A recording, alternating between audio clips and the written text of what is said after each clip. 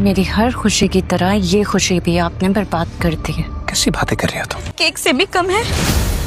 भाभी दरवाजा खोले। इससे मुझे नफरत हो। हमारी जीती जागती बहन की हैसियत का यार, मैं किसी को मुंह दिखाने के काबिल नहीं रहूंगा। मैं वो हर चीज बर्बाद कर देती हूँ जिस। नहीं, क्या कर रही हैं आप? पूछने से क्यों आई है ये फिजा मैडम? अरे रानी, तमाशा बंद करो। आप मेरे बारे में ऐसी बात कैसे कर सकती है? भाई, मैं वाकई अगवा हो गई थी। ऐसी बातें छुपती नहीं है।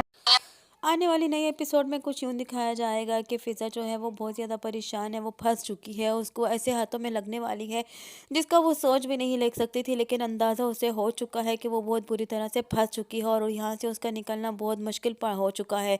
फ़िज़ा तो बस अपने लिए एक करिश्मे का इंतज़ार कर रही है और साथ ही साथ ज़ारून का भी इंतज़ार कर रही है, लेकिन ज़ारून उस तक नहीं पहुँच पा रहा क्योंकि वो इतनी दूर और इतने शहर से भी दूर है कि वो ज़ारून उस तक पहुँच ही नहीं सकता। यहाँ फ़िज़ा जो है, यहाँ फ़िज़ा इस कदर फंस चुकी है कि उसके लिए भागने का भी कोई रास्ता नहीं है और उसके पास उसको चारों तरफ से घेर ऐसा रखा है कि वो अपने लिए कोई भी बचाव का रास्ता नहीं ढूंढ सकती। यहाँ फ़िज़ा अगर कुछ हाथ पांव मारना चाहती भी है अपने बचाव के लिए तो लेकिन कुछ भी नहीं कर सकती अपने बचाव के लिए।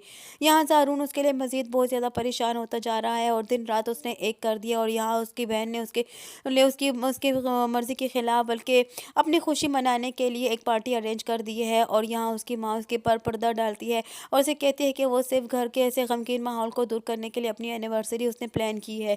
यहाँ ज़ारून उसे कहता है कि ये बात मैं भी जानता हूँ और आप भी जानती हैं कि सिर्फ रानी किस कदर खुदगर्ज और खुदसर लड़की है। वो सिर्फ और सिर्फ अपनी खुशियों की खातिर ही जीने वाली लड़की है। वो दूसरों की खुशियों का कभी भी ख्याल नहीं रख सकती। वो एक बहुत ही जालिम इंसान है। वो सिर्फ और सिर्फ अपने मफाद के लिए जीती है। इधर दूसरी जानिब साकिब जो है वो ना चाहते हुए भी रानी की वजह से खामोश है क्योंकि वो तो रानी के एहसानों के तले दब चुके हैं और वो अपनी बहन के लिए बहुत ज़्यादा परेशान है। यहाँ फ़िज़ा को के लिए इतना परेशान है कि फ़िज़ा कहाँ से मिलेगी और कहाँ चली गई है और दोनों बहन भाई बेतहाशा परेशान है। लेकिन यहाँ रिदा तो ऑलरेडी रानी से डरती है और यहाँ एक बात और उल्टी पड़ चुकी है कि जो रानी की हमदर्द, उनकी दोस्त और उनकी हमसाई है, वो भी ये जान चुकी है कि दोनों नंदों के साथ क्या जुल्म करती फिर रही है। और जैसे ही वो रानी को मलामत करती है तो रानी उसे देखकर बगुला होती है और उसे कहती है कि तुम्हें किसने हमारे घर इस पार्टी में इनविटेशन दिया है? मैंने तुमसे पहले भी कहा था कि तुम मत आओ और तुम्हारी हमदर्दियों की हमें ज़रूरत नहीं है। लेकिन जाने से पहले वो इसे एक बात ज़रूर कह देती है कि याद रखना, जालिम की लाठी जो है वो जालिम जो होता है वो उसकी चंद दिन की जालिम जुल्म कर सकता है और उसके बाद उसकी जब पकड़ अल्लाह ताला करता है तो वो पकड़ बहुत ज़्यादा मजबूत होती है। ये बात सुनकर वो बहुत ज़्यादा गुस्से में हो जाती है और उसको घर से निकाल देती है और उसके बाद रिदर पर भड़क उठती है कि इतने में साकिब आ जाता है और उसे ये कहती है कि तुम्हारी माँ के मरने की भी जिम्मेदार मैं हूँ और तुम्हारी बहन की भी किडनैपिंग के पीछे जिम्मेदार मैं ही हूँ। और यहाँ रानी जो है वो शोर डालना शुरू कर देती है और यहाँ रिदा जो है वो फिर से घबरा जाती है और वो यही सोचती है कि यहाँ भी मेहमान आने वाले हैं और आंटी के और ज़ारून क्या सोचेंगे कि हाँ मैंने उनकी बेटी को कितना परेशान कर रखा है। यहाँ साकिब जो है वो रानी के पीछे पीछे फिरता घूमता फिरता उसे कहता है कि तुम किसी बात की कोई जिम्मेदार नहीं हो। लेकिन यहाँ साकिब फिर भी अपनी बहन के लिए तो परेशान है और इतना इस कदर परेशान है कि वो पार्टी को एंजॉय नहीं कर रहा और रानी को ये बात देखकर शदीद गुस्सा आता है क्योंकि साकिब की तवज्जो सारी जो है वो सिर्फ और सिर्फ फ़िज़ा की तरफ है। और यहाँ पार्टी सारी सब ख़राब हो जाती है तो रानी को बहुत ज़्यादा गुस्सा आता है और वो फ़िज़ा के लिए भी गुस्से में हो जाती है और वो उसका कुछ नहीं बिगाड़ सकती तो वो सारा केक उठाकर हाथों में उसको ख़राब कर देती है। यहाँ जैसे ही कुछ टाइम गुजरता है कि उसी रात रानी जो है वो किसी तरीके से अपनी जान बचाकर गाड़ी में से भाग जाती है क्योंकि जिस वक्त उसे उसके मकाम तक ले जाया जा रहा होता है कि अचानक रास्ते में गाड़ी रोक दी जाती है और ख़राब हो जाती है।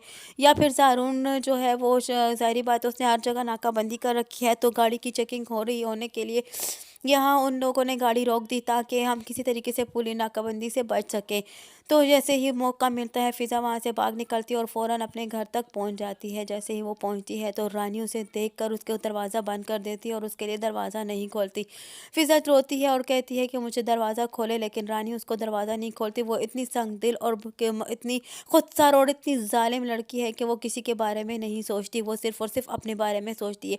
हालाँकि इनकी इस हालत का भी ज़िम्मेदार जो है वो रानी ही है क्योंकि राशिद को ही रानी इस घर में लेकर आई थी और राशिद जब से रानी फ़िज़ा पर नज़र पड़ी है उसको तो अपने कर्ज चुकाने के लिए एक मौका ही मुयस्सर हो गया था, इसलिए ही तो उसने इसको हवाले कर दिया। इसकी ज़िम्मेदार भी तो रानी ही है। लेकिन इसके बावजूद रानी को अपनी किसी गलती का एहसास ही नहीं है और वो उसे उल्टा उस पर भड़क उठती है और यहाँ रानी को पीछे करके फिर साकिब और रिदा जो है वो उसको दिलासा देते हुए उसके रूम की तरफ तो ले जाते हैं और रानी साकिब का ऐसा रवैया देखकर काफ़ी ज़्यादा हैरान रह जाती है। यहाँ रानी जो को फ़िज़ा कहती है कि मैं वाकई में किडनैप हो चुकी थी, लेकिन यहाँ रानी जो है वो फ़िज़ा के ऊपर इल्ज़ाम लगाती जा रही है और उसे उसके ऊपर गंदे इल्ज़ाम लगा रही है, जिसकी वजह से फ़िज़ा जो है वो ये सब बर्दाश्त नहीं कर पा रही और उसे यही वो उसको यही कहती कि मैं सच कहती हूँ, मैं वाकई में किडनैप हो चुकी थी। तो यहाँ साकिब जो है फ़िज़ा के मुंह को वहाँ चुप लगवाता है और उसे कहता है कि चुप हो जाओ, अगर तुमने खामोशी इख्तियार ना की तो मेरे बदनामी होकर रह जाएगी। यहाँ फ़िज़ा तो बदनाम होकर रह जाएगी फिर रानी की वजह से, क्योंकि रानी जो है किसी के बारे में नहीं सोचती, वो सिर्फ और सिर्फ अपने बारे में सोचती है। रानी की पार्टी चूँकि ख़राब हो चुकी थी और रानी की एनिवर्सरी पार्टी की खुशी जो थी वो मिट्टी में मिल चुकी थी, इसीलिए उसने तभी से सोच लिया था, उसने यही पहले ही से कह दी कि जो मेरी खुशी को ख़राब करता है मैं उसको ख़राब कर कर रख देती हूँ।